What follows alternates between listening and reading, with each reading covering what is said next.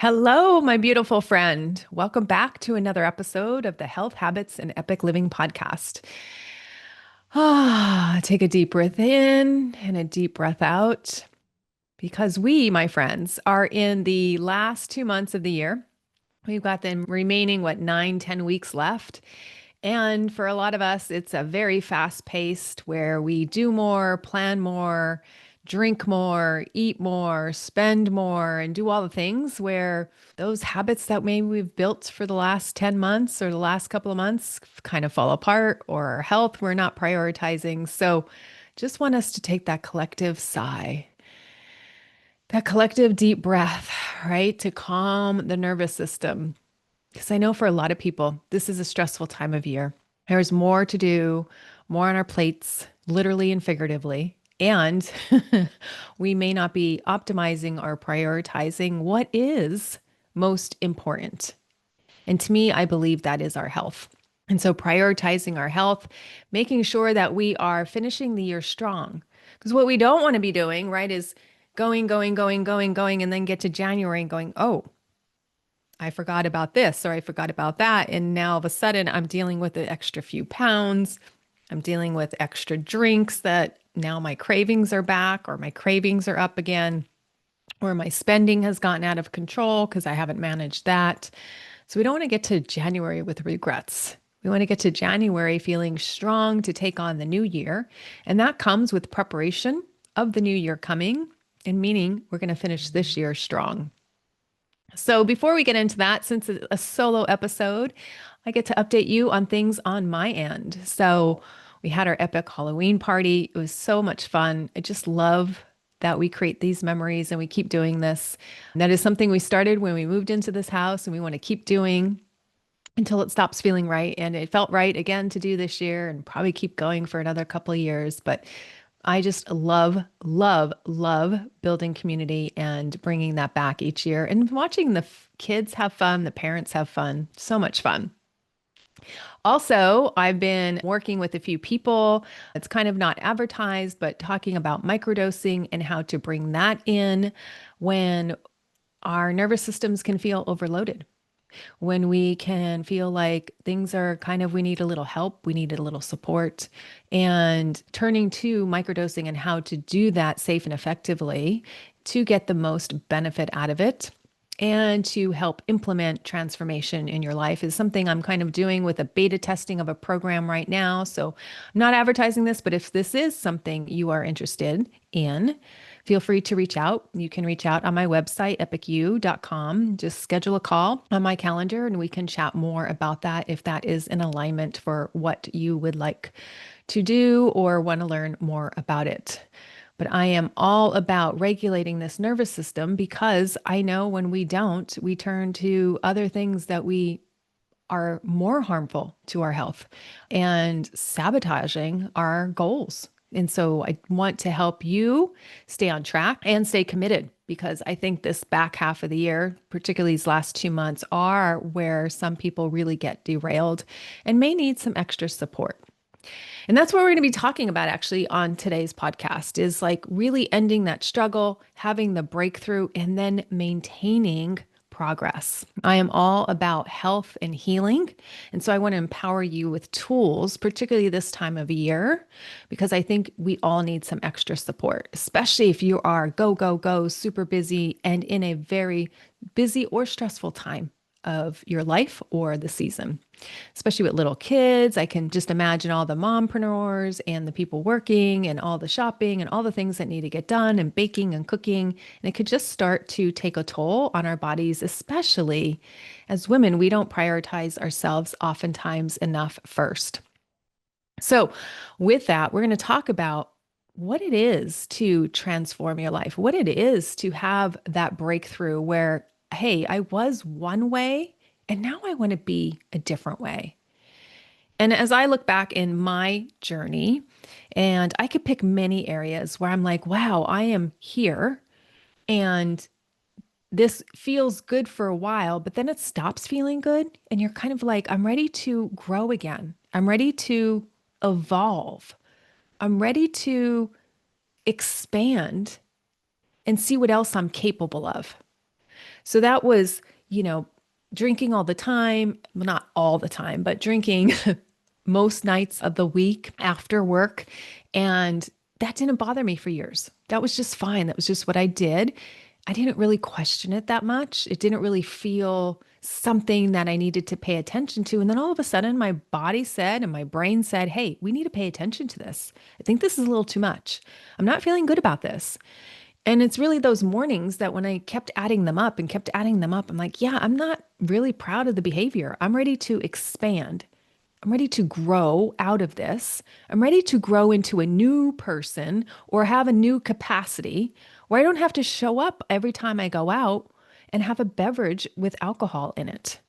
I was ready to see, okay, what is life beyond that type of myopic lens that I was operating in for decades. And so I felt like, wow, I'm ready for this next level expansion. I'm ready to give back to my health more than I had been because been learning, of course, about the dangers of alcohol and learning, and there just keeps coming more and more and more, particularly in these last few years, around how dangerous alcohol is for us, how harmful it is to our bodies, and the 8+ cancers it can cause or contribute to.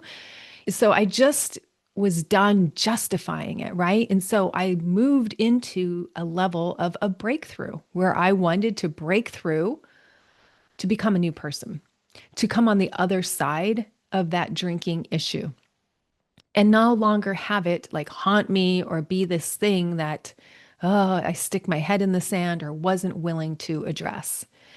I've done this through a business shift in my life where I no longer wanted to work in the same role and wanted to move into life coaching and helping women and personally more one-on-one style or small group style. That is my love. That is my passion, really helping people change and not necessarily giving them more of my time instead of like behind a counter or helping them in a traditional medical model, which I still do in a medical model, but I wanted more of that interaction where it was more personable because I saw more rapid transformation.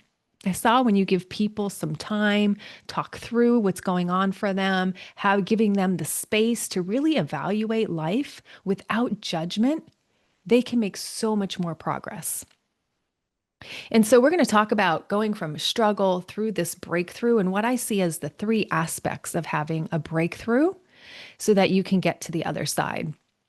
And the first aspect of that is really looking and evaluating your life, bringing awareness to what isn't working, and choosing one thing to work on. That's it. That's the first step. It's like evaluating, is it my emotional health? Am I just rampant with my feelings? What is going on with how I'm feeling? I'm up one day, down another. And this happens to a lot of perimenopausal women or early menopause women. Generally, by late menopause, most women will feel that their symptoms have subsided for the most part, but that, even any kind of life transition doesn't even have to be hormonal, but any kind of life transition from maybe they were working and now they're not, or they've been a stay-at-home and raising kids and now they want to go back to the workforce, or maybe they don't want to go back to the workforce, but their kids are gone and they're like, okay, now what's going to give me purpose and meaning and drive? And so I work with women navigating that transformation because it is a transformation. It's a transformation for your children or child as well as a transformation for you, right? How they're going to spend their time and where they're going to spend their time is going to vary. If they're outside the home, same with you. And so really deciding, okay, is it the alcohol I want to address? Some women, it's like purpose. They come to me and they're like, I don't really struggle with alcohol so much, but I do turn to it when I'm feeling like I'm bored or I don't have purpose or there's nothing else to do. And so we work on looking at what they value, what would bring them joy as they enter this different phase of their life or their next phase of life. And we also would look at hormonal changes if that's applicable. So changing the drinking. And when you change your drinking, I just want to remind you that, again, alcohol is not the problem. We're changing the drinking because we're changing the relationship with ourself. It all comes back to the self. When you change your relationship with yourself, and to a relationship where you like yourself or accept yourself or deal with issues. Maybe they're past traumas or past decisions that you're still carrying around guilt or shame.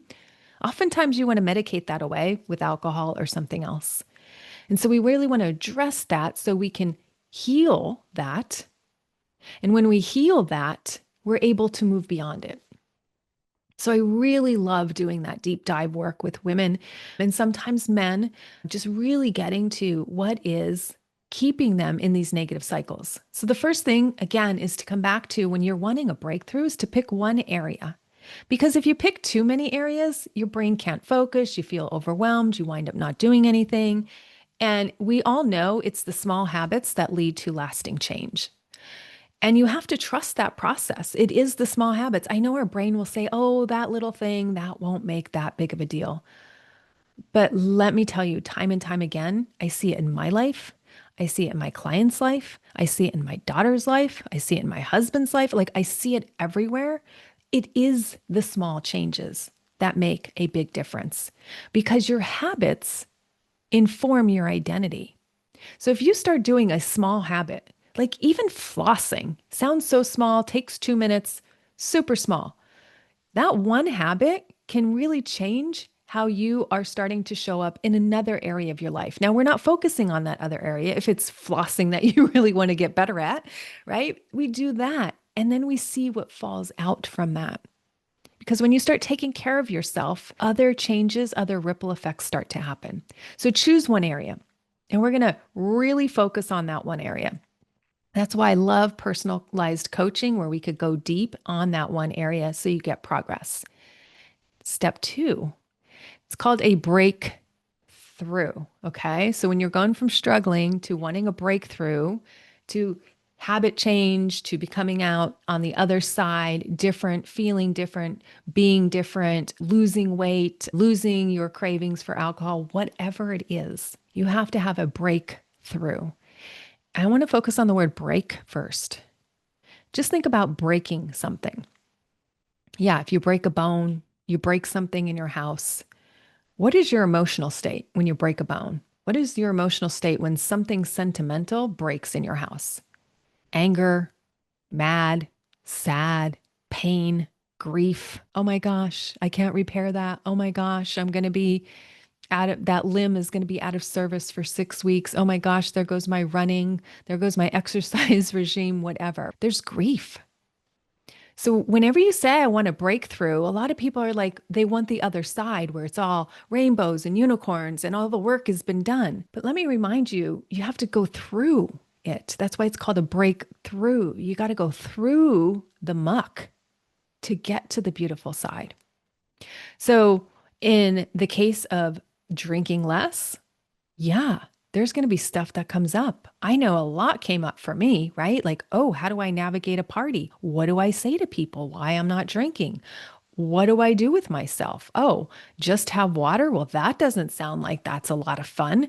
How can I have fun without alcohol? Like I had all of these thoughts going through, all of these uncomfortable feelings come up that I used to just be able to numb out with alcohol. And now what am I left with? If I take the alcohol away or most of it away, I'm left with the relationship with myself. Yes. And that's what we fear, my friends. That's what keeps us drinking. That's what keeps us procrastinating on change is we fear what's on the other side or we fear going through the muck. What will I feel like? What will others think of me? Will others still approve me? Will I still be fun? Will my friends still want to hang out with me? Right? All of the things. I work with women who have told me that they struggle with weight loss because they've always identified as the chubby kid or the kid who wasn't thin or was made fun of. And actually, they become afraid of outside attention or losing the weight, or they just think it doesn't correlate with how they see themselves. So anytime they lose a few pounds, they quickly put it back on because they can't seem to get over that hump from years of thinking about themselves as somebody who isn't thinner, who isn't leaner. And so working on creating safety around that, creating it's okay for the body to let this go is really important and fundamental for the weight to stay off, not only come off, but stay off. So to have a breakthrough, that's number two is yes, there are going to be some feelings of discomfort. Now, will everybody feel, like crying and disheveled or whatever? No, no. It just depends on how deep the pain is that we're covering up with these self-sabotaging behaviors or these maladaptive behaviors that we have adopted.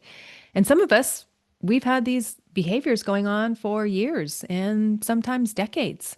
So we may not even know what's underneath. We may have known why they started, but we may not know exactly what's underneath if we cut back or stop doing them or start changing our ways. But I will say for many people, it's navigating this break that's really hard, especially if you're doing it alone. And this is why I love coaching so much or supportive containers, support groups, people who have been there and can help you and walk you through and be with you in a non-judgmental way so they can ease the burden that you're experiencing, so they can ease your pain that you're experiencing. Do they take it away for you entirely? No, nobody's able to do that. Just like I can't work out for somebody and somebody can't work out for me, right? There's still some pain from lifting weights that I got to do and put in if I want to continue to maintain a great, healthy lifestyle, right? Somebody can't do that for me. I need to put in that work. However, if I work out with somebody and we're like grunting it out and sweating it out together, boy, I tell you, there's a lot of camaraderie in that.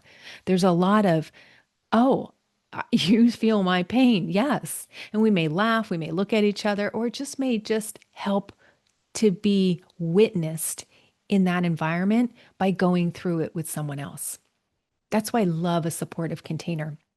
And that's what helped me so much navigate these wonky emotions, these difficult feelings. What do I do? When will it end? Because oftentimes when we're in it, we think it's going to be like this forever. And it really does help when somebody's like, it's not going to help. And here's what helped me. Here's what I found valuable. And also helping them find their tools of what they're going to find valuable.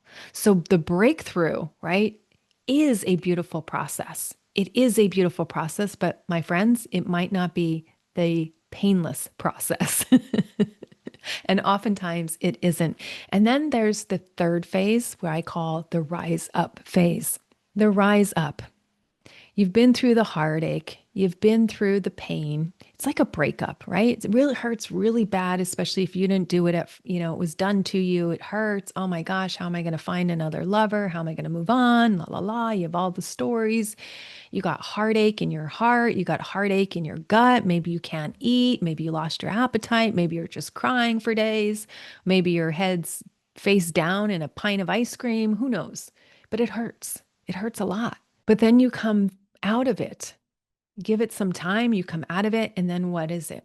You have the rise up phase. It's like the phoenix from the ashes, right? You start finding those wobbly legs, you start finding that new, fresh version of you, and you start living that way. And at first, it's a little trepidatious, right? It's a bit of uncertainty, but then you start walking with greater confidence. You start walking with greater clarity. You start feeling better. And man, then you look back and you're like, yep, I did that.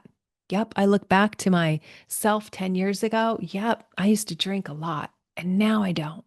Amazing. I'm so glad I went through what I went through because I love being here. This feels so good to be here, to be this version of me versus that version of me. And I love doing this in my life, right? Changing, evolving, growing. And if you want to look at a strategy for this, I really enjoyed this book when I read it last year. It was gifted to me by a friend, Anatomy of a Breakthrough by Adam Atler. I liked how he broke down the different parts, and it's similar, not identical, but similar to the type of coaching that I do. He has a 4-part method in his book. And part 1, it's all about getting the right help. Because look, if you want a breakthrough, chances are you've been dealing with this issue for a while. Chances are you've tried many things on your own. Chances are you've done the right readings, you've done the podcast, you've tried this, you've tried that, you've tried things. And if you're still in pain, it's time to reach out for help. Because that toxic independence, I have a podcast on that. That is where a lot of us are at. That is where a lot of us headstrong, well educated, very accomplished people, right? We've kind of learned to get by and excel by pulling up our bootstraps, just not caring about what the rest of the world wants, or maybe even doing it because mom and dad wanted it, right? But we were just headstrong. And that's where I was. I don't need help. I'm not going to do this. I'm not going to do it that way, la, la, la. But then I was like, this isn't getting any better. And I'm worried this is going to get worse. And I do not want to spend another decade doing this. I don't even want to spend another 12 months being the same person. I want to change. I'm ready. And when you're there, let me just tell you, reaching out for help is a sign of strength. It's a sign that you know what you want. It's a sign that you're like, yeah, I have clarity and I'm acting on it now. It's not a sign of weakness. I don't know why we think of it that way in our society. We're always helping people, right? Always. Like, I can't clean my own teeth. I go to a dentist and a dental hygienist. I can't pull my own teeth. I don't even want to pull a tooth. If I need a root canal, I can't do it, right? So we're always relying on others to help us when we have issues that we can address by ourselves. And so if you can't address it by yourself, please, by all means, humble yourself, reach out for help. It's a sign of a strength. It's a sign that, hey, I'm ready to grow. I'm ready to evolve. I'm ready for the next version of me. I'm ready to get rid of this toothache. Please help. I'm ready to get rid of this problem. Please help. I'm ready to heal. Healing takes a lot of courage. Some people really want to identify with their suffering, not me. I want to identify with my healing, where I've recovered, where I've healed, how I've grown, how I've expanded, so that I can live a fuller life. And I don't have to keep repeating the same record year after year after year after year. That to me is not growth, evolution, and expansion. And I love growing, evolution, and expansion.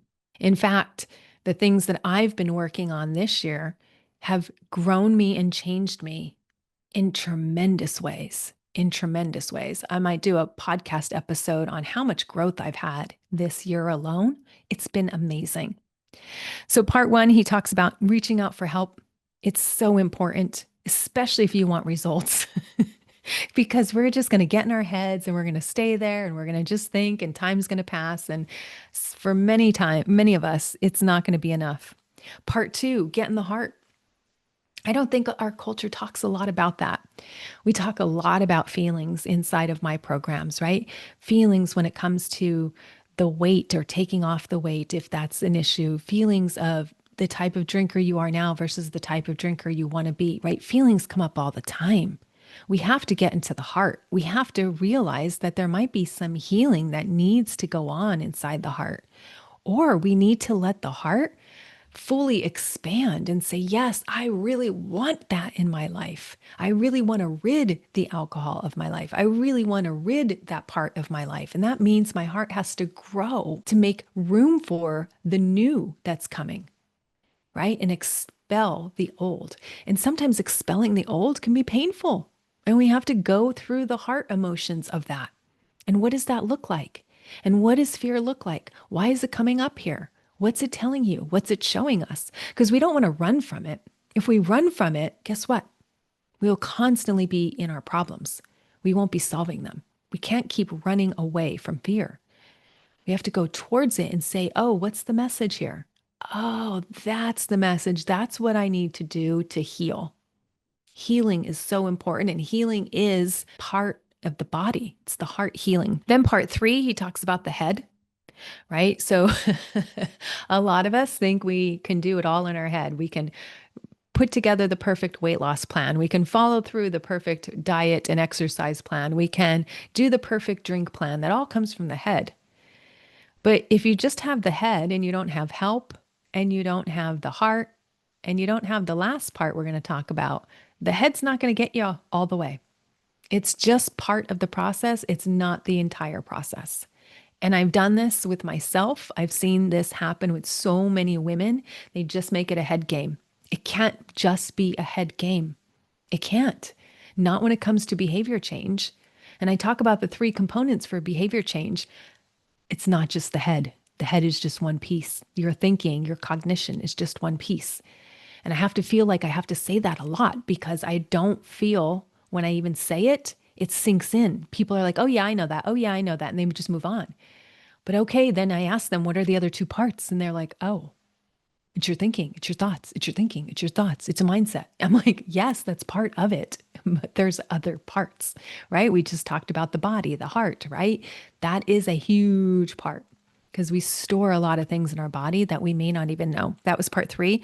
And then part 4, habit, right? Your actions, your behaviors that you do over and over are going to form the essence of who you are. He talks about a good example in the book of somebody who says, I run versus somebody who says, I am a runner. Which one do you think is more powerful? I run versus I am a runner. He talks about how I am a runner is way more powerful because it describes your identity. It describes your essence. It's who you are. When I say I am a kind person, I am telling you how I identify as myself. And when I say I am a kind person, it benefits me. Do you know why? Because then I look for kind things to do for others, kind things to do for my community, for my family, for my clients, for people, for the environment, right? I like to say I'm a kind person. I love that identity. And so it becomes my essence. It's how I navigate and show up in the world. If I just say I am kind or I do kind things, it's not really the same effect as I am a kind person, right? So you're describing your identity and your essence when you say that. So when I'm working with women, I'm constantly listening how they are identifying. What is their belief? What is their storyline? And some people say, oh yeah, I drank less alcohol. Yeah, and I'm an overdrinker, right? They're still saying to themselves that they're an overdrinker. As long as you keep thinking and saying that, your habits are gonna reflect that, right? And we know because your habits are going to say it. So your habits also inform what's going on in the head and the heart. So they're integrated, but they are different pieces. And the habits come down to your actions, right? So he talks about getting help, being in the heart, being in the head, and your habits. So all H's on that. And that's his strategy and his anatomy for a breakthrough. And I will tell you that there are painful parts he talks about as well, going through a breakthrough. Everybody wants a breakthrough, but nobody wants the messy, gooey, monkey, ucky stuff to walk through. But therefore, my friend, that wouldn't constitute a breakthrough. That would be like, oh, I just had an aha, right? A little bit different than a breakthrough where you have to burn down the old and rise from the ash to become a different version of you. All right, my friend, that is what I have for you today. If you are interested in extra help this season, again, reaching out for help is not a sign of weakness, it's a strength. And it's really honoring your health and your habits and your journey. And sometimes we need a little extra support, and that's not a bad thing. And if you'd like my help with some extra support this time of year, reach out. I'll tell you, this is where a lot of people go wonky, and it's a great time to get support. And I will have some calendar appointments on my schedule. If you want to schedule a call, just check that out at epicu.com. You can click on schedule a call and see what my availability is. And I would love to help you heal and navigate this season more strongly, more powerfully, and to be the better version of you. All right, my friend, thank you for tuning in. If you found this podcast helpful and you think somebody else would enjoy it, please forward it along. I'd love to get more listeners on my podcast and help more women heal when they feel called to heal. And until next time, I'll see you then. Bye. Thanks for listening to the Health Habits and Epic Living podcast. If you're ready to take the next step to improve your health, wellness, and lifestyle goals, head over to www.epicyou.com and sign up for my weekly newsletter. Again, that's EPICYOU.com. Please note that the information in this podcast is for educational purposes only and does not constitute medical advice.